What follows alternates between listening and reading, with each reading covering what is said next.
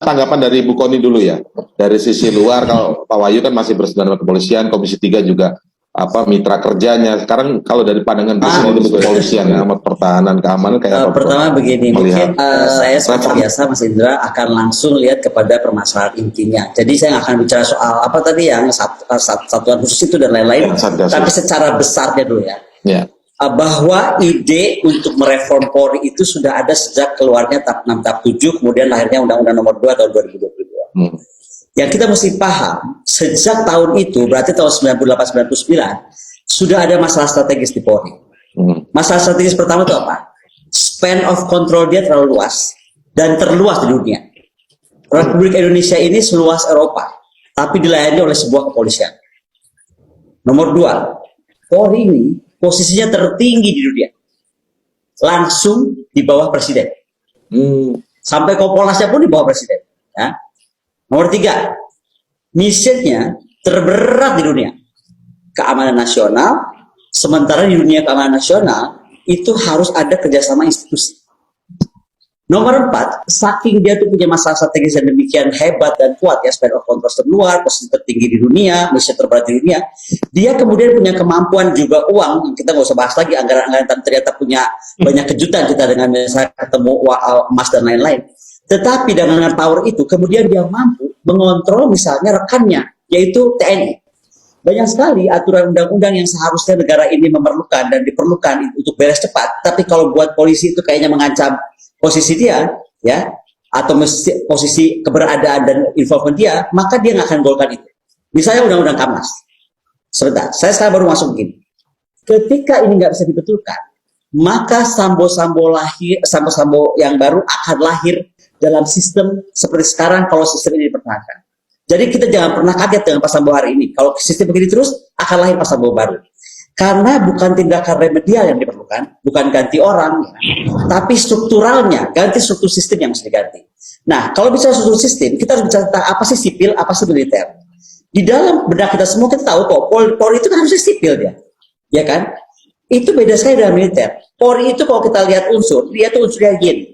Kalau militer itu unsurnya yang. Bedanya apa? Dia itu fungsinya pengembang. Tentara fungsinya penghancur. Pemikirannya jelas. Kalau Polri itu harus jelas. Kalau militer perintahnya harus jelas. Kemudian kalau di polisi itu dia harus lihat diskusi dan debat. Kalau di tentara dia harus punya kepastian, gitu kan? Di polisi harus jangka panjang. Di tentara harus jangka pendek dan singkat. Gitu. Kemudian kalau di polisi harus dari bawah ke atas. Kalau di tentara itu atas ke bawah, ya kan? Di polisi harus beragam, di tentara harus seragam, ya kan? Di polisi harus soft power, di tentara harus hard power. Di polisi harus patuhi hukum, di tentara harus patuhi perintah. Di polisi harus buka tutup tergantung keperluannya. Kalau di militer itu harus rahasia. Yang terjadi sekarang, polisi kita itu menjadi militer. Seharusnya menempatkan Kapolri itu sejajar dengan tidak sejajar dengan pejabat politik. Misalnya tadi, apakah harus kemudian di bawah Kemdagri gitu kan? Tapi sebagai pejabat teknokrasi atau birokrasi. Ada argumentasi klasik Profesor Kiki misalnya menyampaikan anggaran dari mana kalau mau berubah itu. Sebentar, model Jepang itu tidak merubah anggaran. Tapi dia memindahkan Kapolri-nya itu di bawah Kemdagri. Ya. Kemudian model US, anggaran Kapolda itu di bawah tanggung jawab Pemda Provinsi ke bawah. Dan anggaran Polisi Nasional di bawah Kemdagri dia. Nah ini dulu yang kita mesti paham. Jadi kita mau ikut model mana. Kedua, kita ini paling aneh sedunia ya, terkait dengan budaya Polri yang tadi salah tempat, yang saya bilang tadi, katanya dia civilians, tapi kan semuanya gayanya sudah sangat militer. Mereka masuk budaya atau zona yang tadi, unsur yang, sehingga, ini yang tolong diulang ya, tidak tunduk pada hukum, tetapi tunduk pada komando.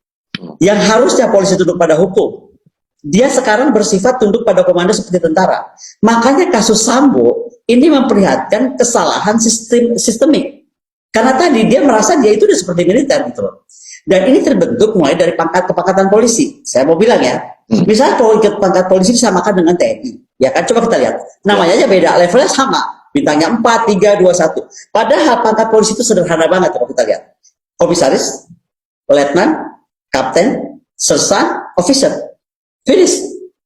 Presings atau polsek itu dikepalai oleh kapten. Sersan itu untuk detektif dan ada officer untuk tugas polisi. Jadi naik pangkat itu dengan ujian dan jam kerja atau jam terbang. ya kan? Dan itu yang sebenarnya nggak ada juga harus merasa jadi kroco di kepolisian. Yang ada itu adalah junior, anak baru masuk, atau kita sebutnya kalau di Amerika itu rookie gitu kan, dengan officer yang itu pun dia lahir dari akademisi atau akademi di tiap daerah, dan itu pendidikan 2-3 tahun.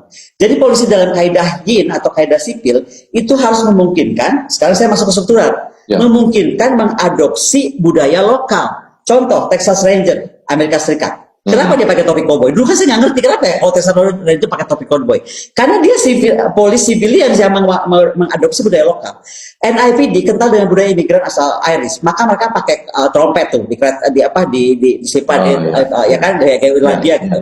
Nah, kalau kita bisa ngambil polisi seperti sekarang ini yang tadi strukturalnya sudah jelas di mana, kemudian kulturalnya juga harus di mana, maka di Bali misalnya di Bali itu bisa aja pecalang jadi polisi atau polisi model pecalang. Di Jawa Tengah bisa aja polisi itu pakai belangkon.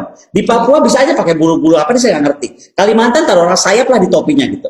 Atau polisi bersorban di Aceh, karena Aceh itu daerah khusus tentang dengan aturan khusus itu kan. Ya. Nah, keberagaman polisi yang tadi kultural, jadi kultural itu bukan cuma semata yang tadi disampaikan, tapi itu bukan, saya nggak bilang itu salah. Tetapi maksud saya kalau kita betul-betul mau merubah image polisi yang military wannabe itu, maka dengan gaya-gaya kita mau ambil dengan contoh Texas Ranger dan lain-lain, dia akan memperlihatkan kebudayaan kekayaan Indonesia karena terlihat dari polisi yang berbudaya lokal dan more civilians. Bukan militer wannabe look yang sebentar lagi polisi bisa saja pakai loreng, saya nggak tahu juga gitu kalau dibiarkan, gitu loh. Jadi menurut saya untuk Brimob sudah agak loreng itu ya Bu Kony. Nah, itulah makanya saya bilang lama-lama kan jadi aneh itu. Nah, kembali kalau tentang kultural itu bukan cuma semata-mata tampilan yang tadi saya bilang kayak pecalang atau berlangkon atau pakai sorban di Aceh, tapi bagaimana kemudian itu akan harus terreformasi doktrinnya, karena tadi kan tampilannya sudah beda juga, rekrutmennya, kemudian educationnya, kemudian juga operation system mereka gitu. Itu besar. Jadi sekali lagi, kalau ini nggak berani kita rombak, sambo-sambo lain akan lahir cuma masalah waktu aja.